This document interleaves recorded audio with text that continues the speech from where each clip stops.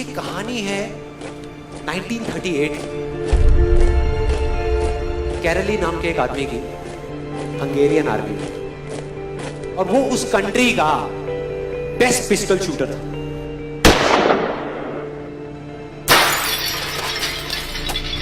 जितनी भी national championships हुई थी उस कंट्री में, उसको वो जीत चुका था। और सबको ऑलमोस्ट कंफर्म था कि 1940s में जो ओलंपिक्स होने वाले हैं उसमें गोल्ड मेडल कैरली को ही मिलेगा। और उसने सालों से ट्रेनिंग करी थी। उसका एक ही सपना था, एक ही फोकस था कि मुझे अपने इस हाथ को दुनिया का बेस्ट शूटिंग हैंड बनाना है, बेस्ट बनाना है, बेस्ट बनाना है। और वो कामयाब हो गया, उसने बना लिया बेस्ट शूटिंग हैंड। सिर्फ 2 साल का फर्क था। 1938 में एक आर्मी का ट्रेनिंग कैंप चल रहा था, क्योंकि वो आर्मी में था, तो एक एक्सीडेंट हो गया। उसके उसी हाथ में जिससे उसने गोल्ड मेडल जीतना था, उसमें एक हैंड ग्रेनेड फट गया और वो हाथ चला गया। जो उसका सपना था, जो फोकस था, सब खत्म।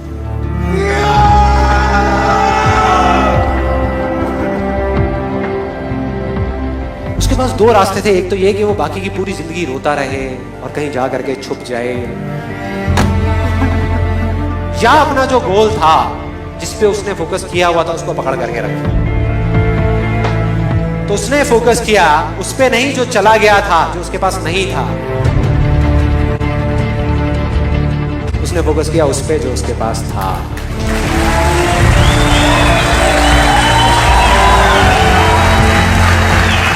जो उसके पास था, और क्या था उसके पास में? एक लेफ्ट हैंड, एक ऐसा हाथ जिससे वो लिख तक नहीं सकता था। 1 महीने तक उसका हॉस्पिटल में इलाज चला इस हाथ के लिए, और सही 1 महीने बाद अपनी ट्रेनिंग शुरू करती इस हाथ के लिए।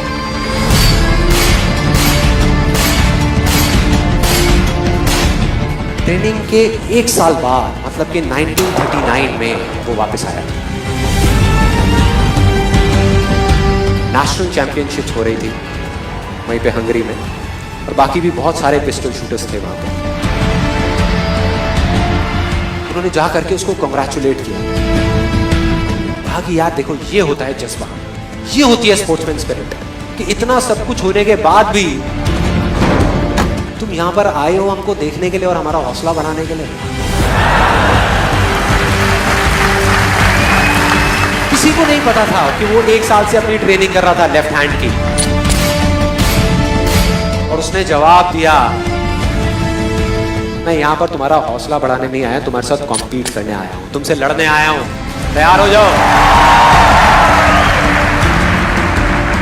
और कंपटीशन हुआ। बाकी सब वहां पर जितने भी लोग थे वो कॉम्पीट कर रहे थे अपने बेस्ट हैंड से। ये कॉम्पीट कर रहा था अपने ओनली हैंड से, ओनली हैंड से। कौन जीता? The man with the only hand, Kairali जीत गया। लेकिन वो यहां नहीं रुका। उसका गोल क्लियर था कि मुझे इस हाथ को, इस कंट्री का नहीं, इस पूरी दुनिया का बेस्ट शूटिंग हैंड बनाना है। उसने अपना सारा फोकस उठा करके डाला 1940 पे, जब ओलंपिक्स होने वाले थे। लेकिन 1940s के ओलंपिक्स कैंसिल हो गए वर्ल्ड वॉर की वजह से।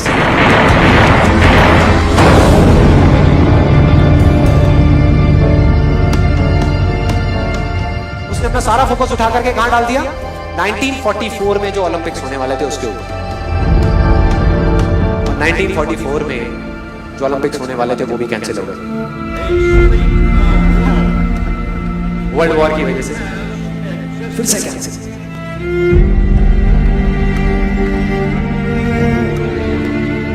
उसने अपना सारा फोकस उठा करके डाल दिया 1948 के ओलंपिक्स में।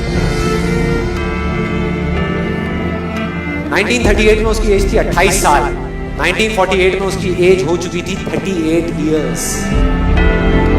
और जो यंगर जो प्लेयर्स आते हैं निकल करके, उनसे कॉम्पीट करना मुश्किल होता चला जाता है। लेकिन मुश्किल नाम का ये वर्ड था ही नहीं उसकी डिक्शनरी में। वो गया,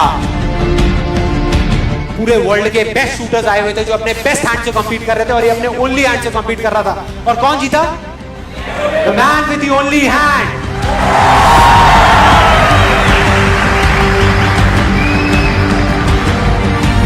लेकिन वो तब भी नहीं रुका। 1952 ओलंपिक्स,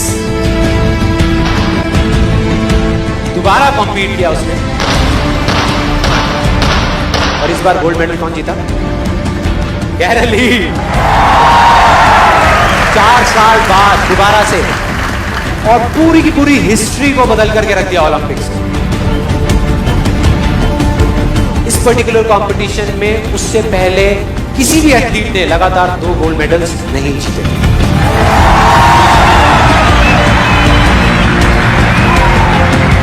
अब किसी भी लूजर के पास चले जाओ, उसके पास लिस्ट होगी बहानों की कि मैं इस वजह से फेल हुआ अपनी लाइफ में, इस वजह से मैं कुछ नहीं कर पाया। बहुत लंबी लिस्ट है।